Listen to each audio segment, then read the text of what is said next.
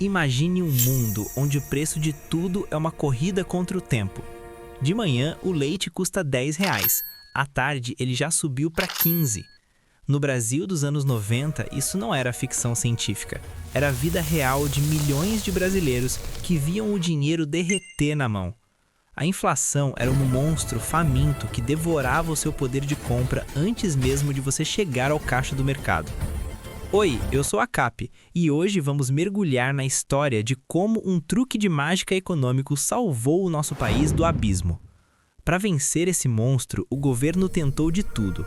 Congelaram preços, confiscaram poupanças e mudaram o nome da moeda várias vezes. Mas o problema não era só o dinheiro. O problema estava na cabeça das pessoas. Era uma inflação psicológica que parecia não ter fim. Até que um grupo de economistas brilhantes decidiu criar algo bizarro, uma moeda que não podia ser pega, que não tinha nota física.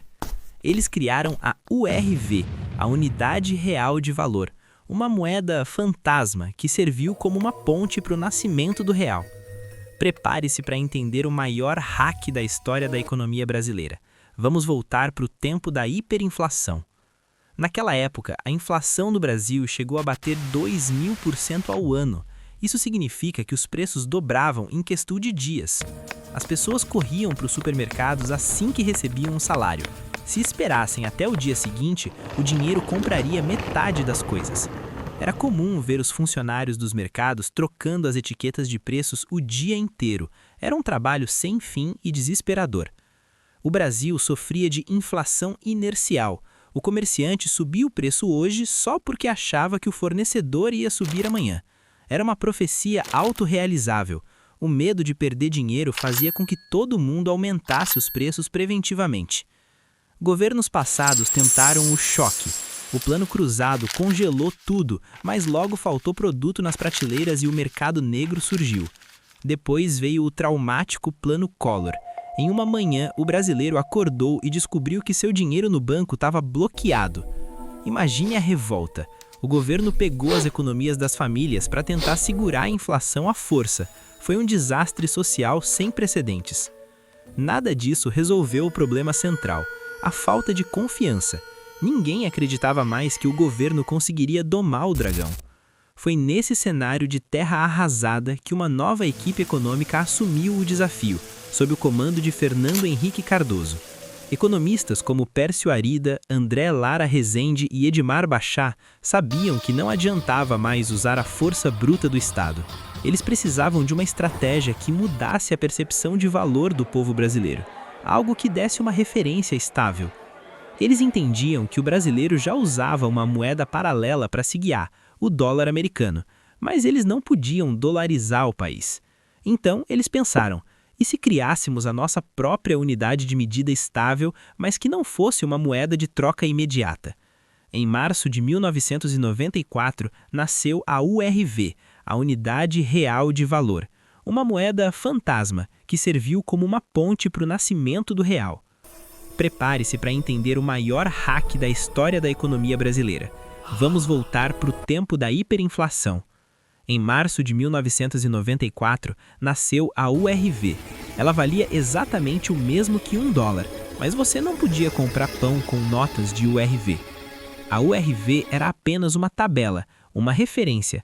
Todos os dias, o governo publicava quanto um cruzeiro real valia em URVs. Era como se o Brasil tivesse agora um termômetro que não mudava, mesmo que o clima, a moeda velha, tivesse uma loucura. O objetivo era separar a função de unidade de conta, saber quanto algo vale, da função de meio de troca, o papel que você entrega. Durante 4 meses, o Brasil viveu uma dualidade bizarra. Nas prateleiras, os produtos tinham 2 preços bem diferentes.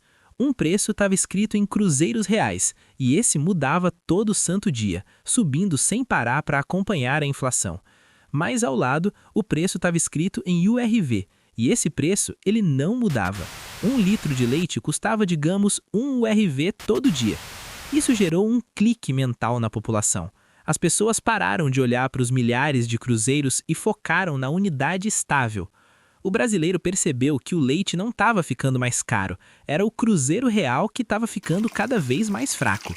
A URV agia como um amortecedor psicológico. Ela limpou a expectativa de que tudo ia subir amanhã, porque na URV nada subia. Os salários também foram convertidos pela média em URV. Isso garantiu que o poder de compra não fosse destruído na transição. Foi um período de aprendizado coletivo. O governo usou comerciais de TV com uma linguagem simples para explicar o fantasma do bem. De pouco, a confiança voltava. O povo já não corria mais desesperado para o mercado no primeiro minuto do dia. O terreno estava sendo preparado para o golpe final contra o dragão. O Cruzeiro Real estava com os dias contados. A URV era o casulo, e o que estava prestes a sair de dentro dele mudaria o Brasil para sempre. Chegamos ao final de junho de 1994. A ansiedade era geral. Todos esperavam pelo novo dinheiro anunciado. Em 1º de julho de 1994, a URV finalmente se materializou. Ela deixou de ser apenas um número na tabela e virou o real. Naquele dia, cada URV foi trocada por R$1 e o Cruzeiro Real foi jogado na lata da história do Brasil. Foi uma logística de guerra. O governo precisou distribuir toneladas de moedas e notas novas por todo o território nacional. As pessoas olhavam para aquelas notas coloridas e sentiam algo que não sentiam há décadas: orgulho e esperança. O choque foi imediato. A inflação, que era de quase 50% ao mês em junho, despencou para quase zero em julho. Os preços pararam de subir. As pessoas podiam finalmente fazer um churrasco no fim de semana sem medo da conta. A estabilidade trouxe o consumo de volta para as classes mais baixas. O iogurte e o frango voltaram para a mesa de quem tinha sido esquecido. O Plano Real não foi apenas um plano econômico, foi um plano de dignidade humana para o trabalhador brasileiro. Claro que nem tudo foram flores. O país passou por juros altos e crises externas para segurar essa estabilidade nos anos seguintes. Mas o monstro da hiperinflação tinha sido decapitado. O brasileiro aprendeu a confiar no seu próprio dinheiro novamente. Hoje, o real é uma das moedas mais resilientes dos mercados emergentes, sobrevivendo a décadas de desafios. E tudo isso graças àquela moeda invisível que serviu de guia quando estávamos todos perdidos na fumaça da inflação.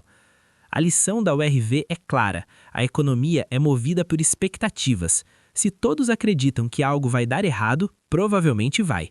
Mas quando um governo consegue construir uma ponte de confiança, ele pode realizar o que parece impossível. Hoje em dia reclamamos quando a inflação sobe 1% ao mês, mas lembre-se, nossos pais lidavam com isso em um único dia. Valorize a estabilidade, estude como o sistema funciona e não deixe seu dinheiro parado sobre o colchão psicológico do medo. O Brasil mudou para sempre em 1994 e a CAP está aqui para garantir que você nunca esqueça essas lições valiosas. Afinal, o conhecimento é o único ativo que a inflação nunca consegue devorar. Gostou dessa viagem no tempo? Qual outra história da nossa economia você quer ver por aqui com a CAP? Comenta aqui embaixo se você viveu a época da URV ou se é da geração que já nasceu com o real na mão. Não esquece de deixar o seu like e compartilhar com quem precisa entender o valor do nosso real. Vejo você na próxima. Tchau!